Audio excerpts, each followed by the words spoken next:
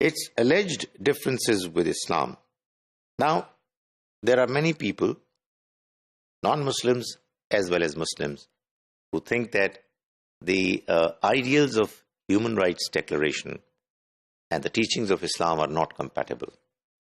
Some of the apprehensions that are expressed regarding the compatibility are unfounded.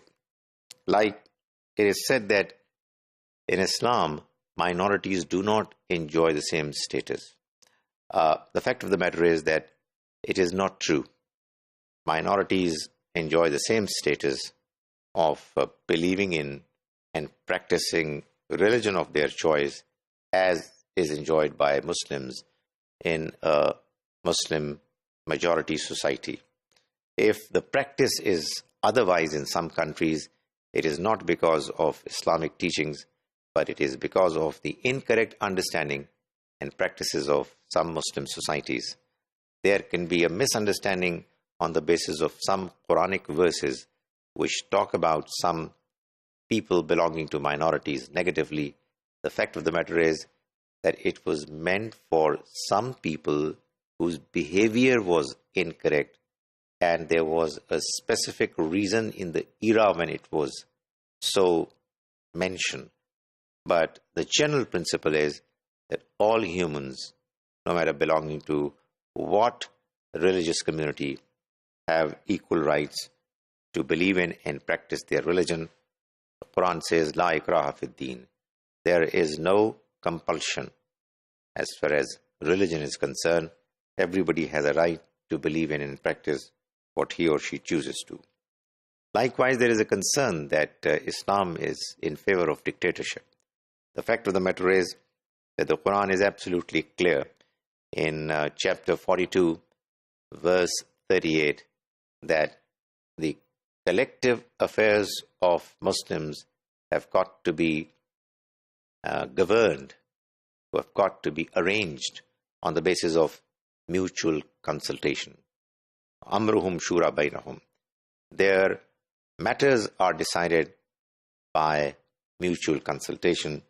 So democracy, which is one way of arranging mutual consultation, is in line with this verse, and therefore the two are compatible.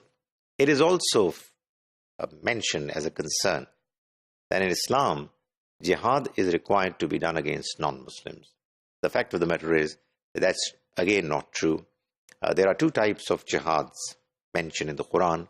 One is absolutely restricted to the era when the Quran was being revealed, for a certain group of people to be inflicted with God's punishment, divine punishment. The Quran is very clear about it. The other jihad that is mentioned in the Quran is against persecution. That is, if there is persecution done against people because of their religious views, then they've got to be fought against. And this is exactly in accordance with the spirit of the Human Rights Declaration. All people of the world have a right to follow the religion of their choice, and therefore, if there are going to be people who would persecute those who are following a certain religion, then they are doing a crime against which a war can be declared. So jihad, when it's understood properly in the light of the Quranic teachings, is not against human rights declaration. Likewise, it is alleged that Islam allows and promotes slavery.